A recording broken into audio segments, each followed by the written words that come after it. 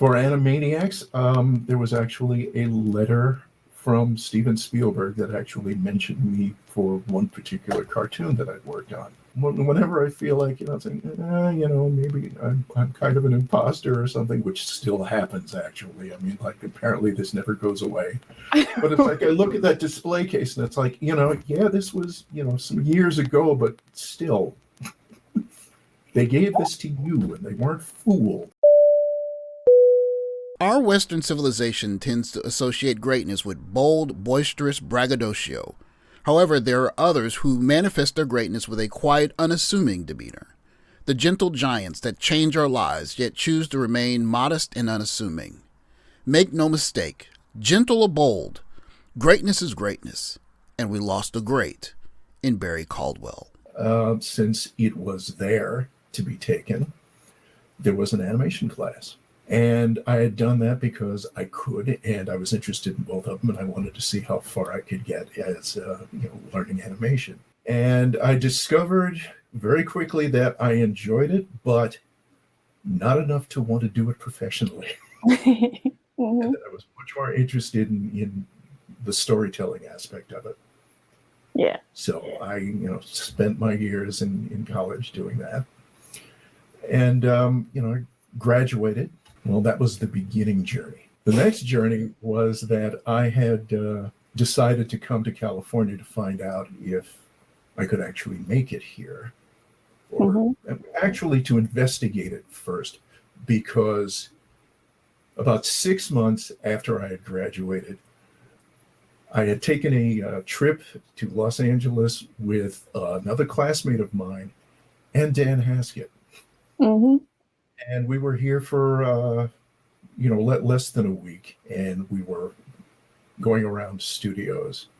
And my classmate got a job as an assistant animator. He was working on the Spider-Woman show in 1980. He was doing that, and he's still in the business now. And I was just investigating. I wasn't really looking to try to get hired or anything like that. So, I came home and then came back about 6 months later and my friend.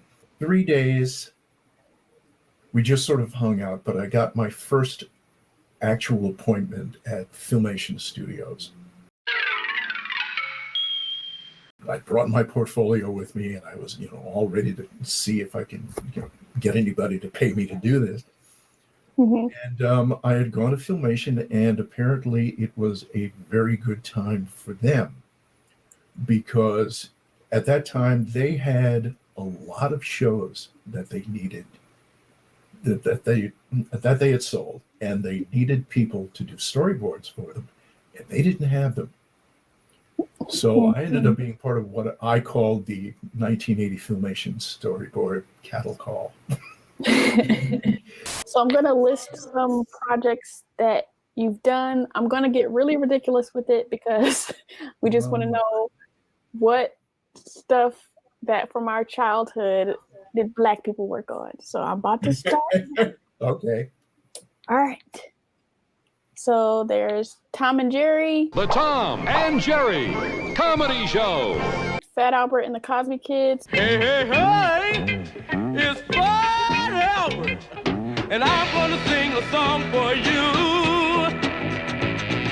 And Bill's gonna show you a thing or two. You'll have some fun now with me and all the gang, learning from each other while we do our thing.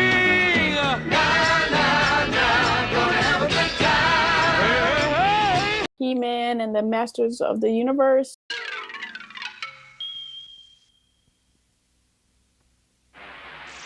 He-Man and the Masters of the Universe.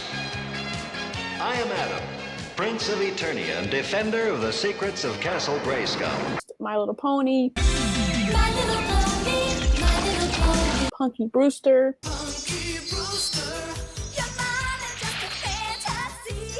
The Smurfs. They call themselves Smurfs. They were good. Chip and Dale Rescue Rangers television series.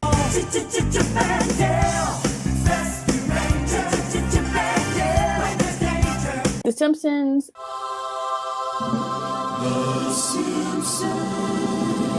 Alvin and Chipmunks.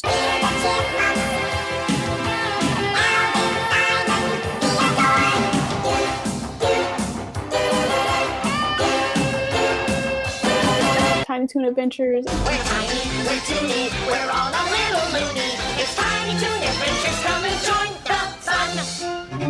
And now our song is done. Animaniacs. Time for Animaniacs. And we're Sadie to the max. Peek in the Brain. Chief, mate, what do you want to do tonight? The same thing we do every night, Pinky. Try to take over the world. Lionhearts. Osmosis Jones. Ozzy and Drix. Clever the Big Red Dog television series. Static Shock. Kim Possible. Duck Dodgers. Scooby-Doo. And many, many, many more. Where are you from and how was it growing up? I am from Brooklyn, New York, and I had a very safe childhood, actually, particularly considering I grew up in the projects. And I enjoyed my childhood, and it was very, very loving family, and I spent most of my time drawing and watching television. Yeah.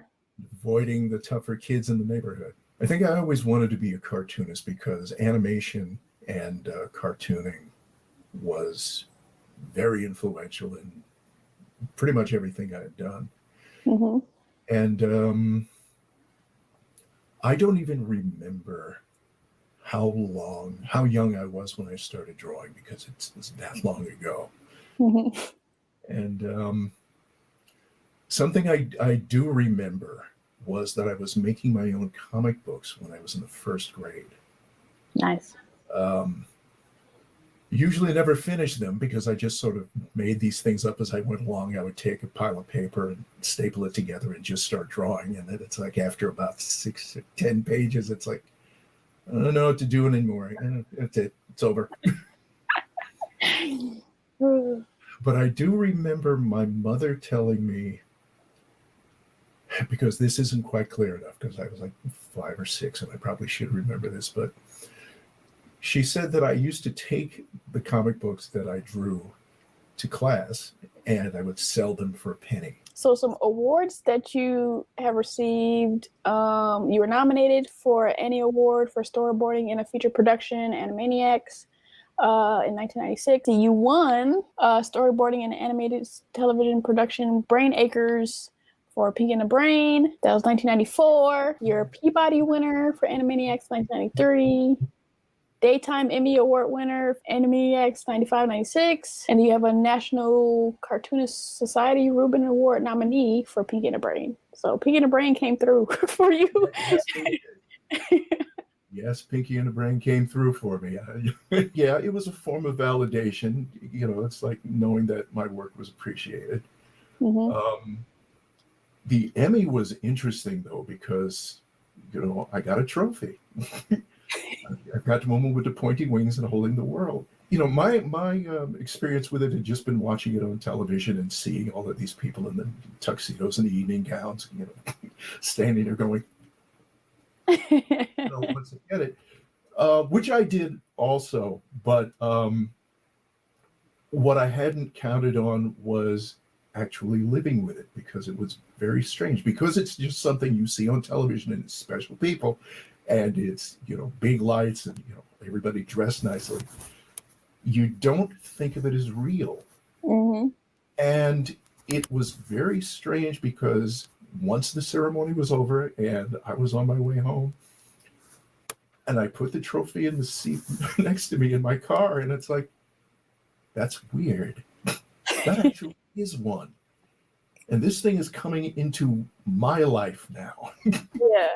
And it's like, this is weird that something like this exists with, you know, my TV set. Lynn Hunter said that you're one of the best board artists in the industry. We worked on Cutie and the Beast together. So for people to like sing your praises and for you to think you're an imposter is kind of amazing. I got a glass display case Mm. as a present, as a Christmas present, because it's like, I need to put this stuff in here. It's like there's that and the Emmy Awards and the Peabody. And for Animaniacs, there was actually a letter from Steven Spielberg that actually mentioned me for one particular cartoon that I'd worked on. So it's like, okay, that's in there too. Nice. So that's that. Yeah, whenever I feel like it's like, maybe I'm kind of an imposter or something, which still happens actually. I mean, like apparently this never goes away. But it's like I look at that display case and it's like, yeah, this was some years ago, but still, they gave this to you and they weren't fooled. It's crazy how the human brain works. Yeah, or it doesn't work. Worse, they sabotage you. We have an unfortunate habit of giving flowers to those that matter to us too late. With a gentle demeanor, wild imagination, and a steady drawing hand, Barry Caldwell's storyboards shaped not only our youthful imaginations, but the people we grew up to be. A shy kid with imposter syndrome from Brooklyn, New York figured out what many of us are still learning. That feeling like an imposter doesn't mean that you are one. It only means that you're on the near side of accomplishing your wildest dreams. Rest in power, Barry Caldwell.